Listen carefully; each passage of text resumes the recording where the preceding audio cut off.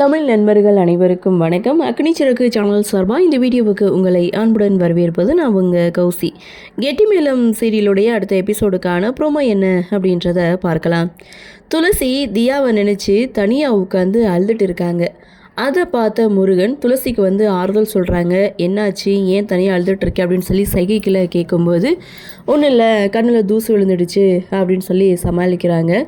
அப்போது முருகன் அந்த பாசையிலே துளசிக்கிட்டே பேசுகிறாங்க. நீ எதுக்காக அழுகிறான்னு எனக்கு தெரியும், அந்த குட்டி பாப்பாவை நினச்சி தானே, ஒன்று கவலைப்படாத, கடவுள் இருக்கான், அந்த குட்டி பாப்பாவை நல்லா பார்த்துப்பான் அப்படின்னு சொல்லி துளசிக்கு ஆறுதல் சொல்லும்போது, அப்போது துளசி சொல்கிறாங்க, நான் எதுவுமே சொல்லாமல் உன்னால் எப்படி என்ன புரிஞ்சுக்க முடியுது அப்படின்னு சொல்லி இங்கே கண் கலங்கி நின்றுட்டுருக்காங்க.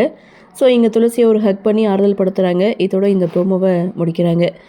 அப்கமிங் எபிசோட் அப்படின்றது செம்ம இன்ட்ரெஸ்டிங்காக தான் இருக்கும் போல். அதாவது மகேஷ், அஞ்சலி இவங்களுடைய கல்யாணம் நடக்குமா நடக்காதா அப்படின்ற ஒரு எதிர்பார்ப்பு ஒரு பக்கம் இருந்தது.